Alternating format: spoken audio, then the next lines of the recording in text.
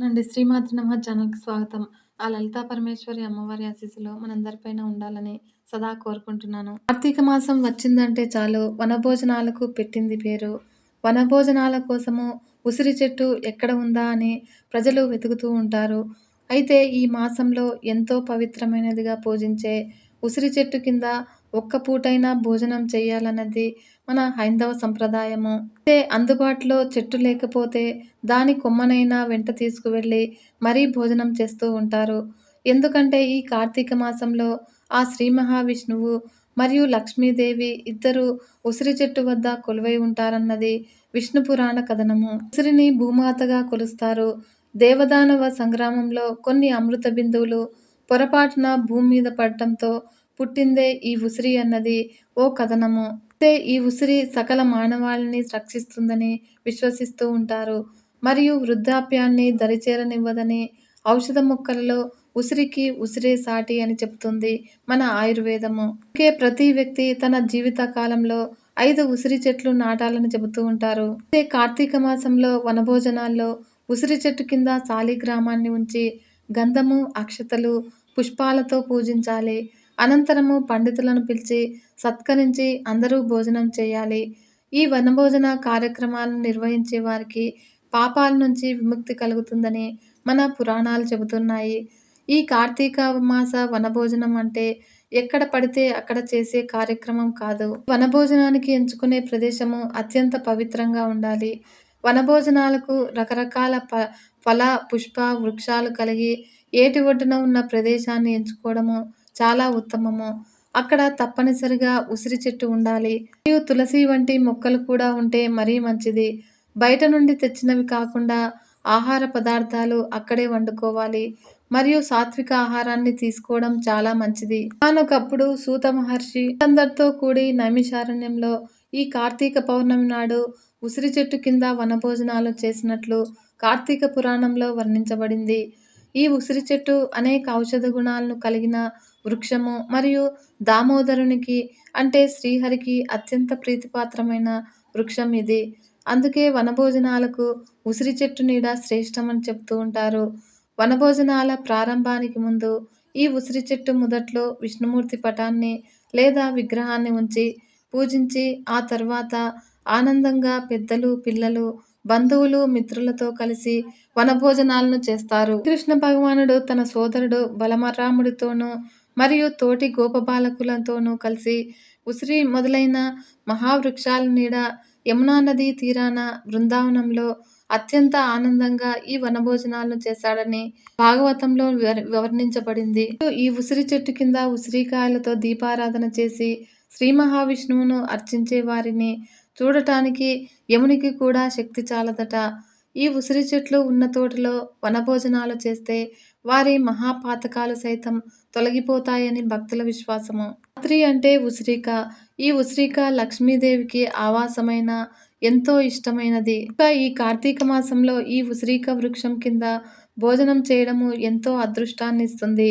మరియు ఉసిరి వృక్షము మొదట్లో ధాత్రీదేవిని, దామోదర స్వామిని పూజించి మధుర పదార్థాలను నివేదించాలి. ఉసిరి చెట్టుకి 8 వైపులా దీపాలు పెట్టి 8 ప్రదక్షిణలు చేయాలని, ఈ ఉసిరి ప్రతి రాత్రితో విష్ణువుకి పూజ చేయాలని పెద్దలు అంటూ ఉంటారు.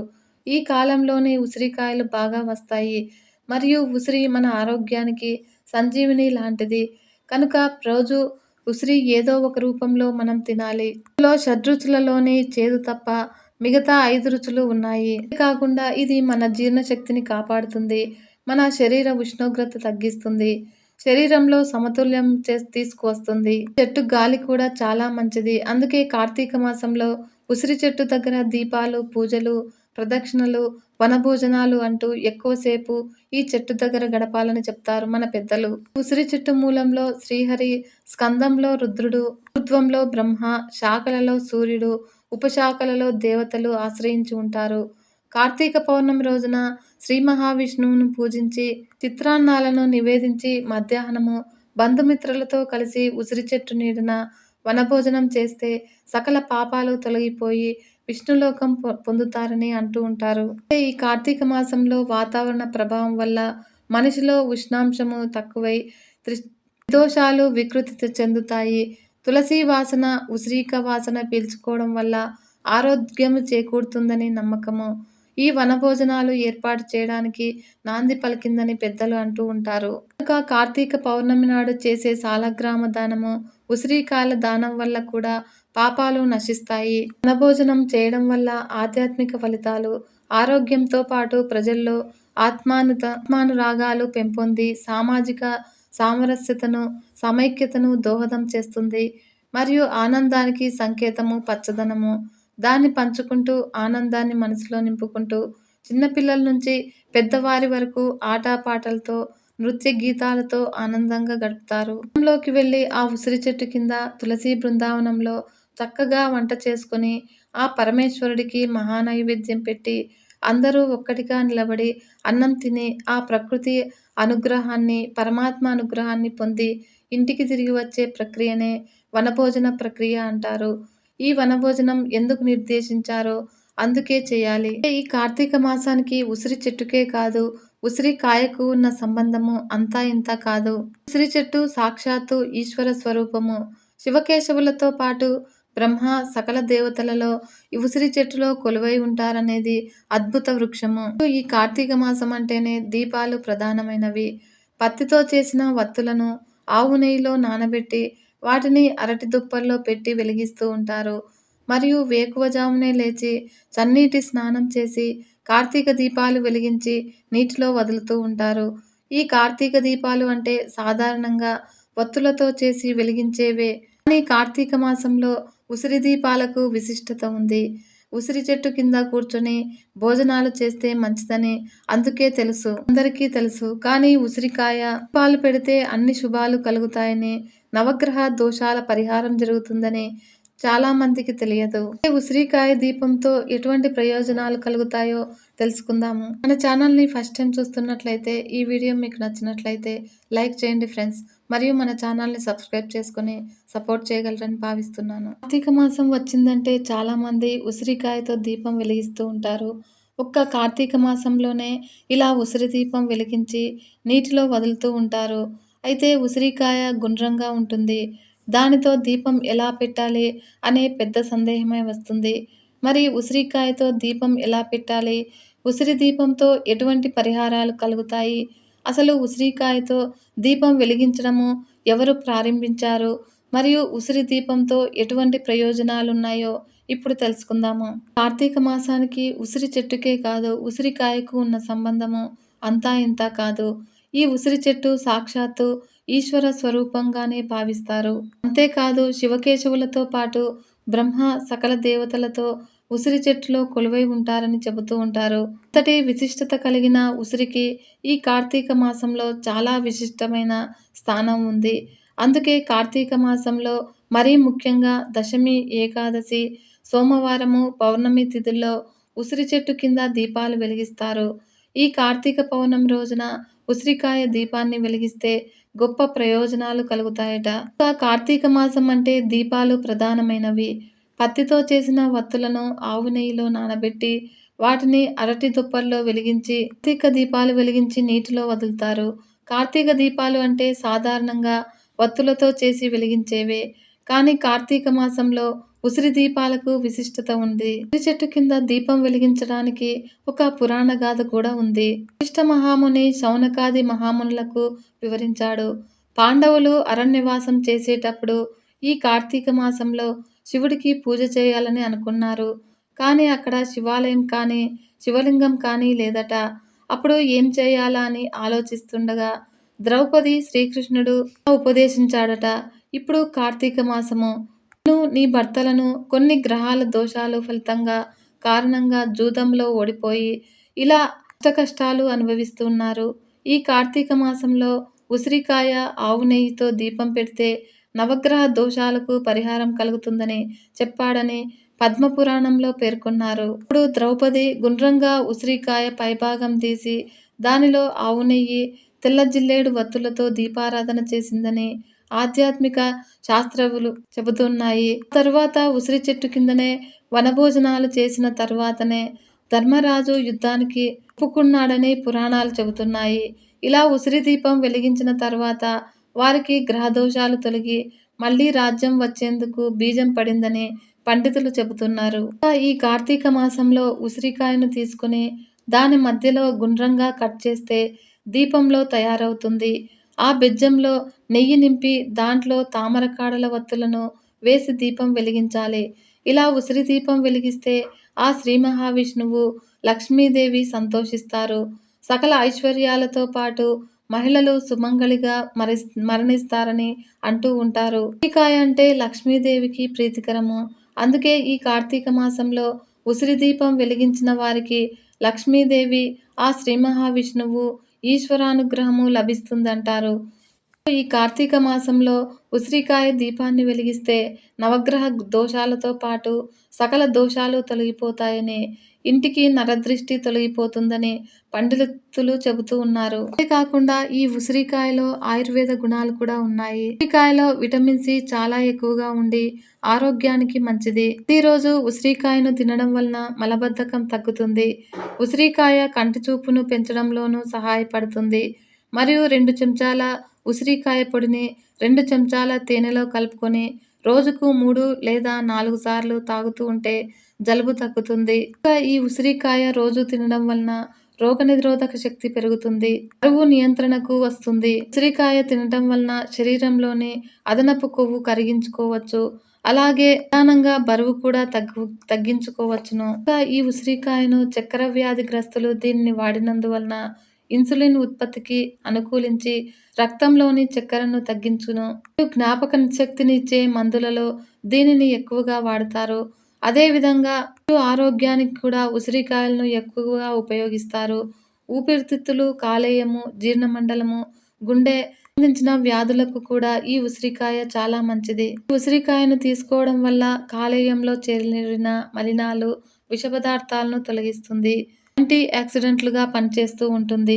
కామెర్లను తగ్గిస్తుంది. ఉసిరి రసాన్ని ఉదయాన్నే ఖాళీ కడుపుతో తాగినట్లయితే వైటమిన్ లోపం వల్ల కలిగే వ్యాధి కామెర్లు రాకుండా సహాయపడుతుంది. మరియు మలబద్ధకం సమస్య ఉన్నవారు ప్రతిరోజు ఉసిరికాయ తినడం వల్ల ఈ సమస్య తగ్గిపోతుంది. పూతతో బాధపడే వారికి ఉసిరికాయ రసంతో చక్కటి పరిష్కారం దొరుకుతుంది. అరకప్పు నీటిలో ఉసిరికాయ రసాన్ని కలిపి పుక్కిలిస్తే మంచి ఫలితం ఉంటుంది. మరియు కంటి చూపు మెరుగుపరచడంలో చాలా సహాయపడుతుంది. అంతేకాదు కళ్ళు ఎర్రబడటము, దురదని కూడా తగ్గిస్తుంది. సగం కప్పు నీటిలో 2 చెంచాల ఉసిరి రసాన్ని కలుపుకొని ప్రతిరోజు ఉదయం తాగుతూ ఉంటే కళ్ళకు చాలా మంచిది. ఆయుర్వేదం ప్రకారము ఉసిరి మంచి యాంటీ బ్యాక్టీరియల్, యాంటీవైరల్ గుణాలను కలిగి ఉంటుంది. ఇవన్నీ శరీరంలో రోగనిరోధక శక్తిని పెంచడంలో సహాయపడతాయి. మరియు శరీరం యొక్క తెల్ల రక్త కణాల సంఖ్యను పెంచడానికి సహాయపడుతుంది. తద్వారా రోగనిరోధక శక్తి మెరుగుపడుతుంది. ఈ ఉసిరికాయ ఉత్తమ యాంటీ ఏజింగ్ పండ్లలో ఒకటి. ఎందుకంటే ఇది చర్మాన్ని ఆరోగ్యంగా, మచ్చలేనిదిగా ఉంచడానికి సహాయపడుతుంది. మరియు వృద్ధాప్య ప్రక్రియను నెమ్మదిస్తుంది. ఈ ఉసిరి ఆకులను పేస్ట్గా చేసి తలపైన పూసుకున్నట్లయితే చుండ్రు, జుట్టు రాలిపోవడము నివారణకు సహాయపడుతుంది. మరియు జుట్టు కుదుళ్లను బలపరుస్తుంది. జుట్టుకు సహజమైన కండిషనింగ్గా అందిస్తుంది. అయితే ఈ కార్తీక మాసంలో దీపాలకు చాలా ప్రాముఖ్యత ఉంది. దీపాలను నీటిలోనే ఎందుకు వదులుతారు అనే విషయం గురించి తెలుసుకుందాము. పంచాక్షరి మంత్రము ఓం నమ శివాయ అనే పంచ బీజాక్షరాలతో నుంచి పంచభూతాలు, వాటి నుంచి సమస్త జగత్తు పుట్టిందని మన శాస్త్రాలు చెబుతున్నాయి. నీరు, నిప్పు ఈ రెండు విభిన్నమైనవే అయినా ఈ రెండింటికి అవినాభావ సంబంధం ఉంది. నిప్పును ఆర్పే నీరు, నిప్పు రెండూ కలిసేదే కార్తీక మాసంలో కార్తీక దీపాల్లోని ప్రత్యేకత. నీరు సర్వకోటి జీవాలను ప్రాణాధారము. నీరు లేకపోతే ఏ జీవి ప్రాణంతో ఉండదు. అటువంటి నీటిలో ఈ కార్తీక దీపాలను వదలటం వెనుక ఉన్న విశేషమేంటో ఇప్పుడు తెలుసుకుందాము. ఆకాశము, నీరు, అగ్ని, గాలి, భూమి ఇవన్నీ పంచభూతాలు. వీటిలో నీరు ఎంతటి విలువైనదో నీటితో పాటు పంచభూతాల్లో అన్నీ కూడా సకల ప్రాణకోటికి జీవనాధారాలే. అయితే శివ పంచాక్షరి మంత్రము ఓం నమ శివాయ అనే పంచ బీజాక్షరాల నుంచి పంచభూతాలు, వాటి నుంచి సమస్త జగత్తు పుట్టిందని మన శాస్త్రాలు చెబుతున్నాయి. పంచభూతాత్మకం అని తెలిసినప్పుడే దీపాలు నీటిలో ఎందుకు వదిలిపెడతామనేది అర్థమవుతుందని వేద పండితులు చెబుతున్నారు. నిజమే, శివోహం అనే 3 అక్షరాల అర్థము, పరమార్థము తెలుసుకోవటం అంటే అంత తేలిక కాదు. కారకుడైన శివుడు ఆజ్ఞ లేనిదే చీమ కూడా కుట్టదు అని అంటారు. అలా శివపురాణంలో ఎన్నో గొప్ప గొప్ప విషయాలున్నాయి. అష్టాదశ పురాణాల్లో శివపురాణానికి ప్రత్యేకత ఉంది. నా ఆత్మను జ్యోతి స్వరూపం అని చెబుతారు వేద పండితులు. ప్రతి మనిషిలోనూ ఆత్మ ఉంటుంది. ఆ ఆత్మ జ్యోతి స్వరూపంగా మారి భగవంతుడిని చేరుతుందంటారు. దానినే మరణం అని అంటారు. అయితే శరీరం నుంచి ఆత్మ వేరుపడితే జరిగేది మరణమే. శరీరానికి మరణం ఉంటుంది కానీ ఆత్మకు మరణం ఉండదంటారు. ఆత్మజ్యోతి స్వరూపం అంటే దీపాన్ని పంచభూతాల్లో వదలటమే ఈ కార్తీక మాసంలోని విశిష్టత. పంచభూతాల్లో ఒకటి అయిన నీటిలో ఈ కార్తీక దీపాలను వదలటం అంటే సాక్షాత్తు లయకారకుడైన ఆ పరమేశ్వరుడికి అంకితం ఇవ్వటమే. ఈశ్వరుడికి జ్యోతి అంటే చాలా ఇష్టము. అది కార్తీక మాసంలో అయితే ఇంకా ప్రీతికరము. పరమేశ్వరుడికి అత్యంత ప్రీతిపాత్రమైన ఈ కార్తీక మాసంలో దీపాలు వెలిగించి నదుల్లో, చెరువుల్లో వదిలితే పూర్వజన్మలో చేసిన పాపాలతో పాటు ప్రస్తుత జన్మలో చేసిన పాపాలు నశించి పరమేశ్వరుడి సన్నిధికి చేరుతారని నమ్ముతూ ఉంటారు. బ్రహ్మ ముహూర్తంలో స్నానం ఆచరించి త్రికరణ శుద్ధిగా ఈ కార్తీక దీపాలు నీటిలో విడిచిపెడతారు. అలాగే కార్తీక మాసంలో శివుడికి ఇష్టమైన జాజి, అవిసె పువ్వు, గరిక, బిల్వదళాలు, జిల్లేడు పువ్వులతో పూజిస్తే వారికి ఉత్తమ కథలు కలుగుతాయి అంటారు. ఈ కార్తీక దీపాలకు కూడా ఈ పూలతో పూజిస్తే సర్వ సుఖాలు కలుగుతాయని, వారికి స్వర్గప్రాప్తి కలుగుతుంది అని అంటారు. అయితే శివుడిని అర్థం చేసుకుంటే సత్యమేంటో తెలుస్తుంది అంటారు. గుణ, రూప, రస, గంధ రసాత్మకమైన సమస్తము రుద్రుని సృష్టి. బ్రహ్మాదులందరూ అమృతరూపుడిగా ఆరాధించే ఆ పరమేశ్వరుడు అచలుడు, ఆనందమూర్తి, ఆదిత్యవర్ణుడు, సర్వాధిపతి, తిమిరాతీతుడు, సర్వుడు, ఆయన లేని చోటు లేదంటారు. అటువంటి పరమేశ్వరుడి కన్నా పెద్దగాని, చిన్నగాని, సాటిగాని ఎవరూ లేరని శివతత్వం తెలిసిన గొప్ప గొప్ప పండితులు చెబుతూ ఉంటారు. దేవుడికి లేనటువంటి ఓ ప్రత్యేకత శివుడికి ఉంది. అదే లింగాకారము. ఏ శివాలయంలోనైనా కూడా విగ్రహ రూపంలో కంటే లింగాకారంలోనే దర్శనమిస్తాడు. శివుడిని 12 జ్యోతిర్లింగ రూపాల్లో ఉన్నాడని నమ్మి కొలుస్తూ ఉంటారు. అయితే జ్యోతిర్లింగం అంటే చీకటిని చీల్చి వెలుగు ప్రసాదించేది. లింగము పైకి లింగము, కింద పానవట్టం యోని రూపంలో ఉంటుంది. అది స్త్రీ పురుషుల ప్రతీక. ఒకటి లేనిదే ఇంకొకటి లేదు. అవినాభావ సంబంధము. ఇలా శివతత్వం గురించి చెప్పుకుంటూ పోతే దానికి అంతే ఉండదు అంటారు. అనంతము. అయితే ఈ కార్తీక మాసాన్నే కౌముది మాసం అని అంటారు. అది ఎందుకు అంటే కౌముది అంటే ఏమిటి, కార్తీకంలో కౌముది విశిష్టత ఏంటి అనేది ఇప్పుడు తెలుసుకుందాము. కార్తీక మాసం అంటే ఓ పక్క చలి, మరో పక్క ఆధ్యాత్మిక భావన కలిగించే అద్భుతమైన మాసము. బ్రహ్మ ముహూర్తంలో స్నానాలు, దీపాల వెలుగులు, మానసిక ప్రశాంతత, ఇలా ఎన్నెన్నో భావనల కలయిక. కార్తీక మాసాన్ని కౌముది మాసం అని కూడా అంటారు. శివకేశవులకు అత్యంత ప్రీతికరమైన ఈ కార్తీక మాసం అంతా ఆధ్యాత్మిక మేళవింపుగా జరుగుతుంది. ప్రతిరోజు ఓ ప్రత్యేకతే. ప్రతిరోజు పూజలు, వ్రతాలతో మహిళలు కొత్త రూపును సంతరించుకొని ఆధ్యాత్మిక భావనతో కలిగి ఉంటారు. అయితే జ్యోతిష శాస్త్రం ప్రకారము కృతికా నక్షత్రము పౌర్ణమి రోజు అంటుంటే అది కార్తీక మాసంగా పిలువబడుతుంది. మానవుల మనసు మీద చంద్రుని ప్రభావం ఎక్కువగా ఉంటుంది. ఈ కార్తీక మాసంలో చంద్రుడు చాలా శక్తివంతంగా ఉంటాడు. అందుకే కార్తీక మాసాన్ని కౌముది మాసం అని కూడా అంటారు. చంద్రకిరణాలు నీటి మీద పడి నీరు చల్లదనంతో ఉంటుంది. చంద్రకిరణాలు నీటి మీద పడటంతో చెరువులు, కాలువలు, నదుల నీరు ఔషధాల కలబోతగా మారుతుంది. ఈ చంద్రకిరణాలు రాత్రంతా పడినా ఈ నీటిలో వేకువజామునే స్నానం చేయడం వల్ల అనారోగ్య సమస్యలు దరిచేరకుండా ఉంటాయి. కౌముది అంటే వెన్నెల అని అర్థము. వెన్నెల కాంతి పడిన నీటితో స్నానాలు ఈ కార్తీక మాసం ప్రత్యేకత. చంద్రుని ప్రకాశము, వెన్నెల చల్లదనం అంతా కాలువలు, చెరువులు, నదుల నీటి మీద పడి ఈ నీరు ఔషధంగా మారుతుంది. ఈ నీటితో స్నానం చేస్తే మనస్సు, శరీరము ఉత్తేజంగా మారుతుంది. అయితే మనం రోజు చేసేదే అయినా స్నానాల్లో చాలా రకాలు ఉన్నాయని చాలా మందికి తెలియదు. ఋషి స్నానము, దేవ స్నానము, మానవ స్నానము, రాక్షస స్నానము, వారుణ స్నానము, ఇలా స్నానాలకు చాలా చాలా రకాల పేర్లున్నాయి. అలాగే ఈ కార్తీక మాసంలో వేకువజామునే చేసే వెన్నెల స్నానం అంటే వెన్నెల పడిన నీటితో స్నానం చేయటం మాత్రము చాలా చాలా ప్రత్యేకమైనదే అని చెప్పాలి. వెన్నెల్లో స్వచ్ఛమైన నీటిలో స్నానం చేస్తే ఆ అనుభూతే వేరుగా ఉంటుందని చేస్తేనే తెలుస్తుంది. ఆ అనుభూతిని మనస్సు, శరీరం ఆస్వాదిస్తేనే అర్థమవుతుంది. ఇంకా శివకేశవులకు ప్రీతికరమైన మాసము కార్తీక మాసము.